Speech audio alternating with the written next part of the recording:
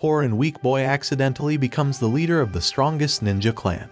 Itoki is a regular middle school student who leads a relatively normal life with his childhood friend, Kosu. He spends most of his time studying and participating in various extracurricular activities to prepare for his future. One day, he finds a love letter in his locker at school and is immediately filled with excitement. He meets with the girl who admires him, Satomi, and she asks him to become her boyfriend. Although his overprotective mother, Yumika, is against it, Itoki decides to go on a date with her. When they arrive at Satomi's place, Itoki is nervous and unsure of what she wants to do. Suddenly, Satomi takes off her clothes and gets on top of him. Itoki pushes her away and checks under the bed to see if there's someone waiting to prank him. To his surprise, he sees a ninja under the bed, and Satomi attacks him with a kunai and kicks him. More ninjas appear, and she prepares to kill him. Fortunately, a kunai flies through the window, creating an ominous smoke screen, and Kosu appears to save Itoki. She throws him out of the window, and she fights the ninjas herself.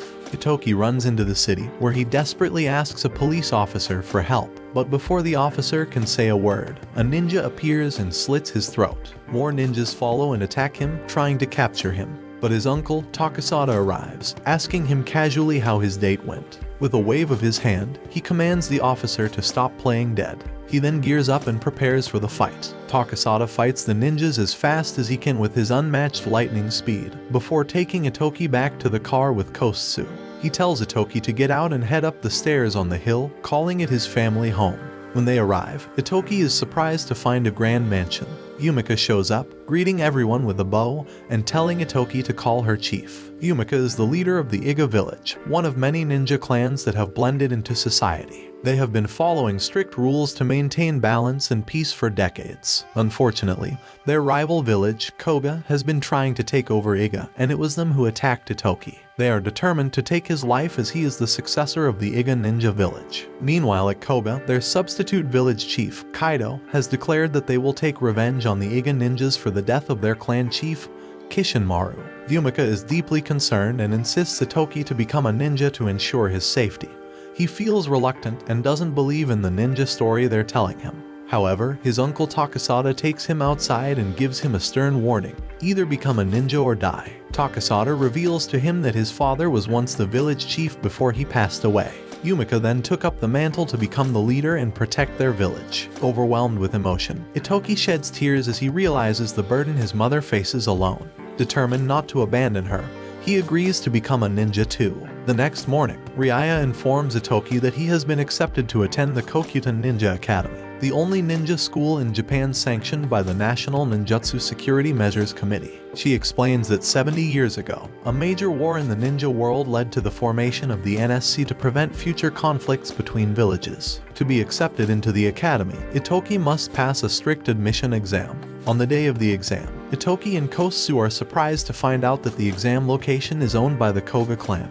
They enter the exam room and see other students, along with a man who explains the test: hide and seek. The hider will leave first and hide somewhere in the service area. A minute later, the seeker will have to find the hider within 10 minutes or be disqualified. While Kosu is quick to find her hider, Itoki's target is Satomi, the same crazy girl from before. As he searches for her, Takasada takes out a Koga ninja who is attempting to kill him. Kosu warns him that other Koga ninjas are around too, so he must stay on guard. She and Takasada promise to help and protect him. Suddenly, another ninja tries to attack Itoki from afar, but Kosu steps in and follows the ninja into the bathroom and finds out that it's Satomi. She immediately engages in combat, but Satomi escapes and goes to chase after Itoki. Itoki has to act fast to uncover his hider, so he grabs a fire extinguisher and sprays it while screaming fire. This triggers the anti-fire system, revealing Satomi, who was attempting to attack him. Satomi continues to charge at Itoki, but Kosu kicks her away. Out of nowhere, the NSC ninja appear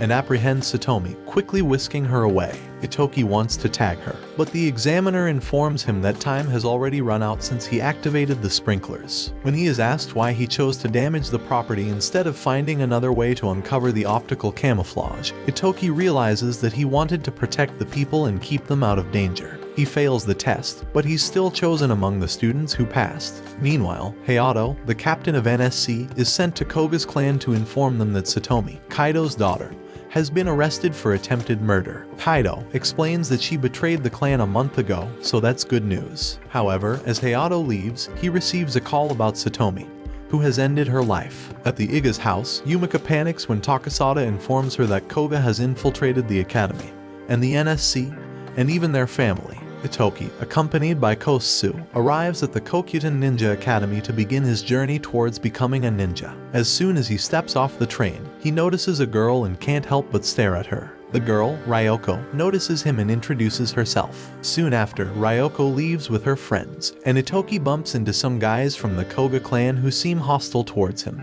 Just as a confrontation seems imminent, a girl named Kairi appears and pretends to know Itoki, taking him away from the situation. Kairi explains that those guys are elite Koga ninjas and offers to be friends with Itoki, who agrees. The school principal, Juzen, welcomes the students and reminds them of the 3 ninja principles: do not be discovered, do not kill, and do not betray. However, Juzen also emphasizes that if any of these principles are broken and not discovered, then it's okay. Kairi, who is also starting her first day of school, is surprised to find that she is in the same class as Itoki. During their lunch break, Kairi tells them what to get for lunch so as not to upset the Koga boys.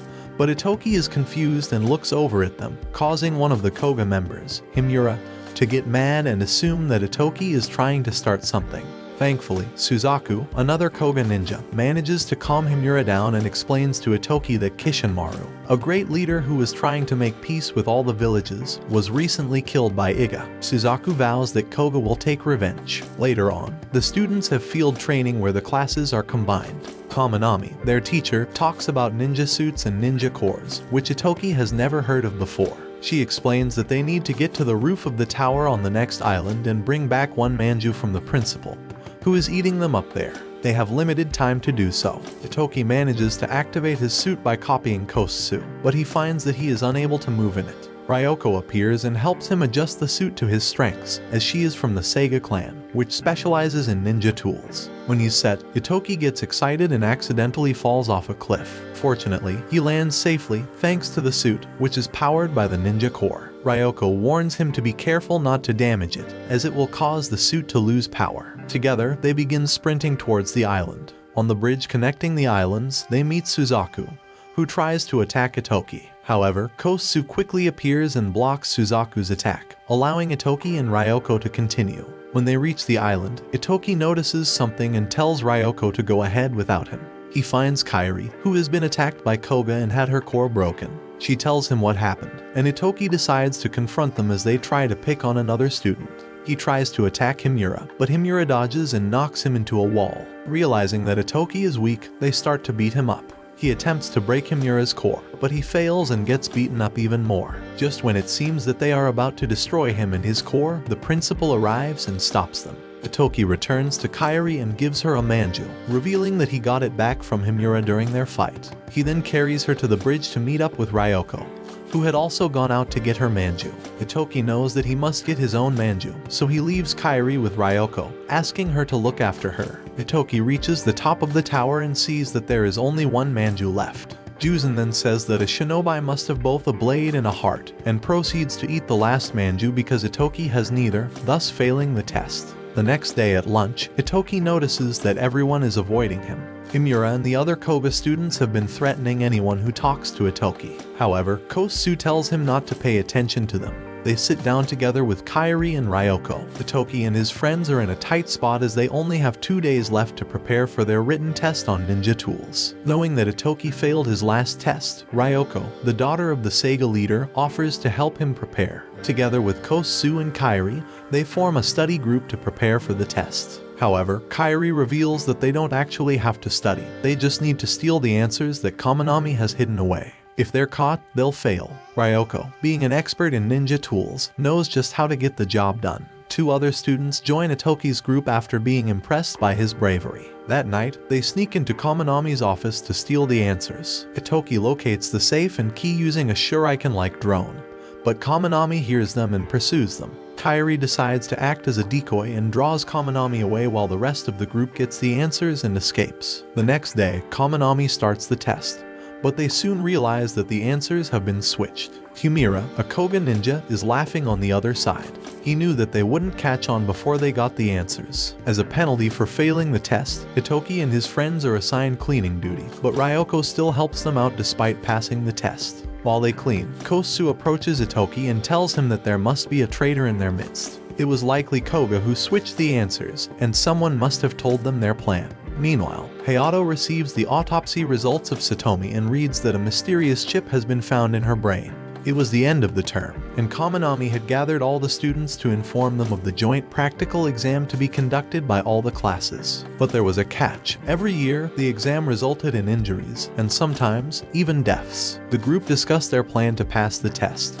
But Itoki and Kosu were not part of it as they had a different mission, to uncover the traitor. To aid Itoki in his mission, Ryoko gave him Sega's latest disguise ninja tool, which could disguise his whole body and even his voice when used with a ninja suit. Meanwhile, Kosu had her own plan. She was convinced that Koga would make a move during the exam and wanted to take down Suzaku. But Itoki was against it, fearing for Kosu's life. She argued that such was the life of a ninja, but this only angered Itoki, who stormed out for a walk. Outside, he met Juzan, who invited him for tea and manju. Itoki started to question if ninjas were merely killers and if his father died because he was a ninja. Juzan told him that he wasn't the first person to ask that, as Koga's former leader and his father had asked the same thing. The next day, Kusetsu trained with Itoki, preparing him for the exam ahead. They drew up several plans to take down Suzaku and threw them away when done. But someone took them out of the trash, leading to the mouse getting caught in the trap. As the exam began, the Koga headed towards Itoki's location, but they were ambushed and knocked unconscious. Turning to the traitor, Itoki and Kusetsu thanked him for his help, as they knew he would give Koga their plan and use it against them. The student revealed that he had no choice. His village was threatened to be crushed if he didn't obey. Kusetsu then went to face Suzaku while the traitor informed Himura. Himura was shocked to learn that the traitor was actually Itoki in disguise. However, Himura was also using a disguise and was, in fact, Suzaku. Suzaku chased after Itoki, landing several blows. But Itoki refused to give in to death, knowing that if he did, the cycle of revenge would continue, leading to more suffering. Itoki knew he had to act fast as Suzaku was hot on his trail. He tossed a smoke bomb, creating a diversion. Suzaku began throwing kunais, trying to hit his target. Itoki, however, was quick on his feet and managed to avoid most of them. In a daring move, Itoki lunged at Suzaku, taking him by surprise. Itoki struck hard, destroying Suzaku's ninja core. As the bell rang, Itoki collapsed, completely spent from the intense battle. Itoki's friends anxiously waited by his side in the infirmary. They breathed a sigh of relief when he finally opened his eyes. But the next day, Kairi warns Itoki that his kind heart may one day get him into trouble. Meanwhile, Kairi meets with Suzaku and confronts him about the missing students. But Suzaku simply tells her to stay put and do as he says. Without hesitation, Kairi agrees to do anything for him, calling him master. Watch this next video. See you on the next one.